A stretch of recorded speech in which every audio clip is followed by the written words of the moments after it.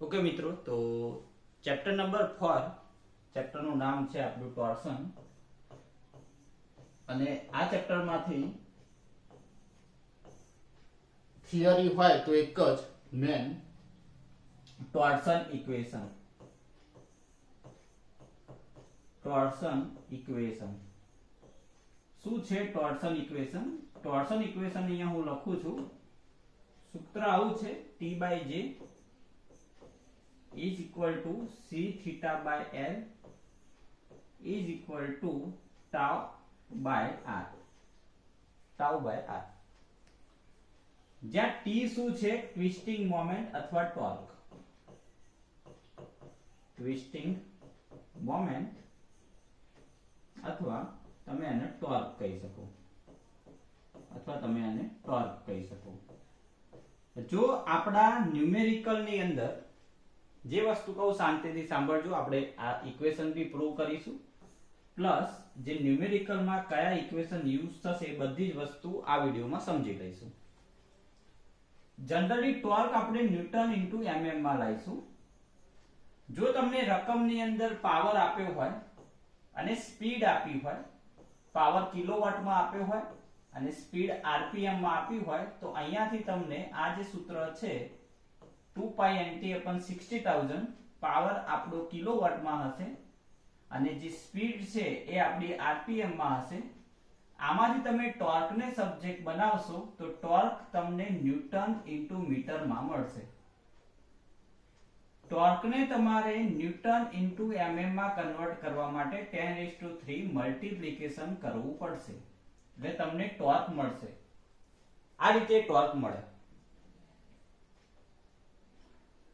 બીજી વસ્તુ મેન એ છે કે અહીંયા જે ટોર્ક મળે છે, જો ક્વેશ્ચનમાં એવું લખ્યું હોય કે આપણું મેક્સિમમ ટોર્ક, આ મીન ટોર્ક કહેવાય આપણું, તમને એવું પૂછે કે મેક્સિમમ ટોર્ક છે એ મીન ટોર્ક થી આટલા પર્સન્ટેજ વધારે છે, 20% વધારે છે, તો આનો મતલબ કે 1.2 t મીન.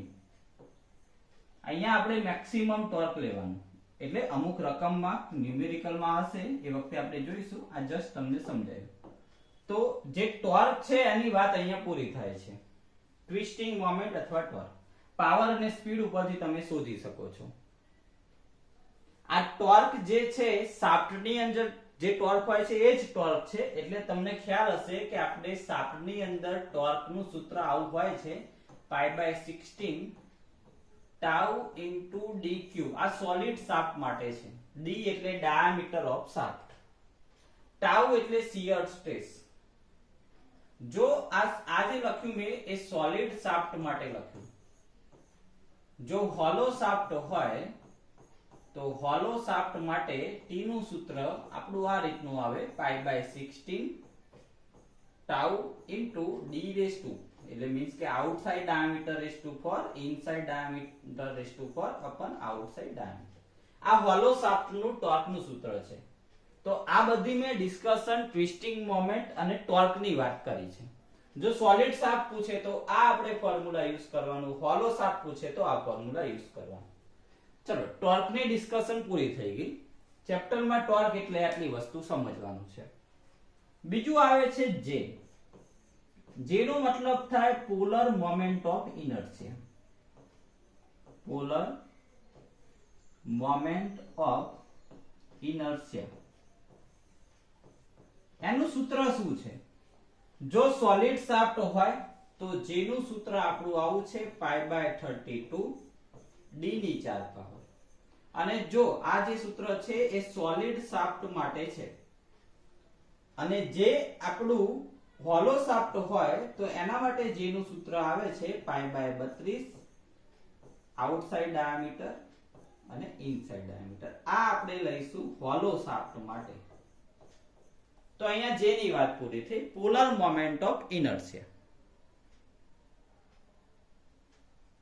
આગળ વાત કરીશું C. C એટલે મોડ્યુલસ ઓફ રિજિડિટી.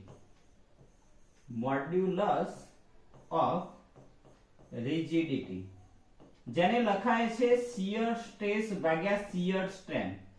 એટલે કે શિયર સ્ટ્રેસ જેને આપણે τ વડે દર્શાવીએ છીએ, ટાઉ વડે, અને શિયર સ્ટ્રેન્થ ને આપણે ફાઈ વડે દર્શાવીએ છીએ. શિયર સ્ટ્રેસ ભાગ્યા શિયર સ્ટ્રેન્થ એને કહેવાય મોડ્યુલસ ઓફ રિજિડિટી. યુનિટ હશે તમારું ન્યૂટન પર mm સ્ક્વેર એટલે કે મેગા પાસ્કલ. શું હશે? Mega pascal. જો ક્વેશ્ચન માં ગીગા પાસ્કલ આપ્યું હોય તો 10 ની 3 વડે મલ્ટીપ્લિકેશન કરવાનું તો ગીગા પાસ્કલ નું મેગા પાસ્કલ માં કન્વર્ટ થશે. નેક્સ્ટ આપણે લઈશું થીટા. થીટા શું છે? થીટા છે આપણો એંગલ ઓફ ટ્વિસ્ટ. શું છે? Angle of twist. કેટલું થશે? Angle of twist. જનરલી અહીંયા જે થીટા હશે એ સમા હશે? રેડિયનમાં હશે. રેડિયનમાં હશે. આગળ આપણે દેખીશું નવી ક્વોન્ટિટી છે L. L મીન્સ કે સ્પાન અથવા તમે કહી શકો સ્પાન ઓફ શાફ્ટ અથવા લેન્થ ઓફ શાફ્ટ. શું કહી શકાય? Length of shaft. Length of shaft જેને આપણે L વડે દર્શાવેલું છે. એના પછી ટાઉ છે તો ટાઉ આપણું મેક્સિમમ શિયર સ્ટ્રેસ અથવા તમે શિયર સ્ટ્રેસ કહી શકો છો. Shear stress in shaft material newton પર mm સ્ક્વેર. લેન્થ આપણે mm માં લઈશું. શાફ્ટ મટીરીયલ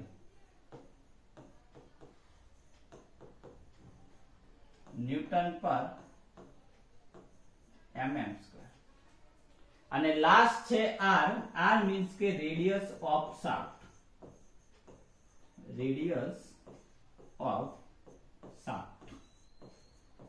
જનરલી r બરાબર આપણે d/2 લખશું. હોલો શાફ્ટ હોય તો આઉટસાઇડ ડાયામીટર લેવાનું, ખાસ ઇમ્પોર્ટન્ટ, જેનું યુનિટ આપણે mm માં લઈશું. તો આ જસ્ટ આપણે ટોર્શન ઇક્વેશન નું ઇન્ટ્રોડક્શન દેખ્યું કે એમાં જે ક્વોન્ટિટી છે એ શું છે, ટોર્ક કઈ રીતે શોધાય, જે કઈ રીતે શોધાય, સોલિડ હોય કે હોલો હોય, મોડ્યુલસ ઓફ રિજિડિટી એટલે શિયર સ્ટ્રેસ ભાગ્યા shear strength, angle of twist. Okay, તો હવે L એટલે લેન્થ, ટાઉ એટલે શિયર સ્ટ્રેસ અને R એટલે રેડિયસ ઓફ શાફ્ટ. હવે આપણે મેન દેખવાનું છે ટોર્શન ઇક્વેશન. તો ટોર્શન ઇક્વેશન આપણે પ્રૂવ કરીએ છીએ. ધ્યાન આપજો. ટોર્શન ઇક્વેશન જે હમણાં લખ્યું એ ઇક્વેશન આપણે પ્રૂવ કરવાનું છે, જે પ્રૂવ કરવાનું પૂછાઈ શકે છે. તો સૌથી પહેલા હું શું કરું છું, અહીંયા એક શાફ્ટને ફિક્સ કરી દઉં છું અને અહીંયા આપણી L લંબાઈની શાફ્ટ લઉં છું. આ L લંબાઈ છે. હવે અહીંયા કોઈ પોઈન્ટના આધારે અહીંયા હું માની લો કે આ A પોઈન્ટ છે અને આપણો A ડેશ છે. આફ્ટર ટ્વિસ્ટિંગ અહીંયા હું ટ્વિસ્ટ કરું છું ટાઉ જેટલું. તો માની લો કે અહીંયાથી આ જે O પોઈન્ટ છે ત્યાંથી થીટા જેટલું ટ્વિસ્ટ થાય છે અને આપણું શિયર સ્ટ્રેન ગણવું હોય તો શિયર સ્ટ્રેન માની લો કે આટલું ફાઈ જેટલું શિયર સ્ટ્રેન છે. આટલી લંબાઈ આપણી L છે. સેન્ટર ટુ સેન્ટર લંબાઈ આપણી L છે. હવે મેન વસ્તુ એ છે આની અંદર આ શાફ્ટની રેડિયસ r કહેવાશે. જ્યારે તમે ટોર્શન કરો છો આ ફિક્સ છે, આને જ્યારે તમે ટ્વિસ્ટ કરો છો તો A પોઈન્ટ છે એ A ડેશ આગળ જાય છે. ટૂંકમાં અહીંયા હું O લખું છું અને અહીંયા O ડેશ લખું છું. તો સૌથી પહેલી વસ્તુ એ છે કે from O dash A dash angle is equal to arc by radius. Then arc is equal to angle into radius. અહીંયાથી આપણને ઇક્વેશન 1 મળશે. આર્ક ની વેલ્યુ મળશે. ઉપર બધી વસ્તુ લખી દેવાની કે ભાઈ લંબાઈ L છે, હાલ આપણે લખ્યું એ બધી વસ્તુ. બીજું સૂત્ર આપણને શિયર જે સ્ટ્રેન થાય છે એના ઉપરથી તમે tan phi લખો તો tan phi નિયરલી એનો જે એંગલ સ્મોલ હોય એટલે તમે આને phi લખી શકો. સામેની બાજુ A ડેશ અને L બાય L. આમાંથી તમે A ડેશ ને સબ્જેક્ટ બનાવો તો આવશે phi into L, shear strain into length. આને આપણે ઇક્વેશન નંબર 2 આપી દઈશું. Now equation 1 and equation 2, from equation 1 and equation 2 from equation 1 and equation 2, r theta is equal to phi into L. Therefore, phi is equal to r theta by L. Equation number 3. Okay, phi ની value આપણે shear strain ની value લઈ લીધી છે. હવે આપણે next step, તો જે શિયર સ્ટ્રેન છે તમને ખબર છે કે મોડ્યુલસ ઓફ રિજિડિટી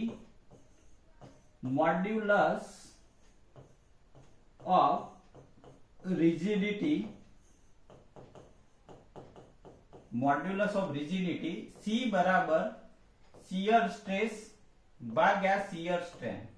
તો શિયર સ્ટ્રેન બરાબર tau by C. Equation number 4. From equation 3 and equation 4, 3 નું ઇક્વેશન શું છે? 3 નું ઇક્વેશન છે r theta by L અને આ ઇક્વેશન છે આપણું tau by C. r નીચે આવશે તો C theta by L is equal to tau by r. Equation number 4 મળ્યું આપણને. હવે મેન વસ્તુ છે, we know that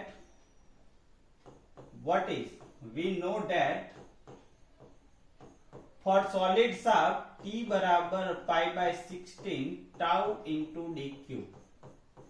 તો આમાંથી આપણે tau ને સબ્જેક્ટ બનાવીએ તો આપણો જે આન્સર છે એટલે મીન્સ કે tau બરાબર 16t upon pi d cube થશે. હવે આપણે શું કરીશું, equation 5 put in equation 4. Equation 5 put in equation 1. Equation 4. ચલો આપણું ઇક્વેશન 4 શું છે? C theta by L અને tau બરાબર આપણે શું લાયા? 16t upon pi d cube અને અહીંયા આપણો r છે. r બરાબર આપણે d/2 મૂકી દઈશું તો કારણ કે ડાયામીટર નું હાફ થશે. ઓકે, તો પાઈ અહીંયા d ક્યુબ અને r એટલે d/2.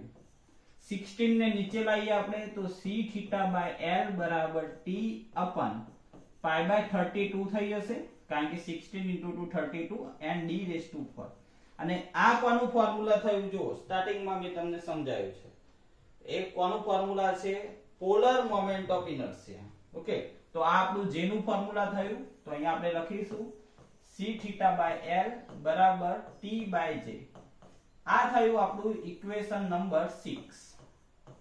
ઓકે, આપણું ઇક્વેશન 4 અને equation 6 from equation 4 and equation 6 આપણે શું લખી શકીએ?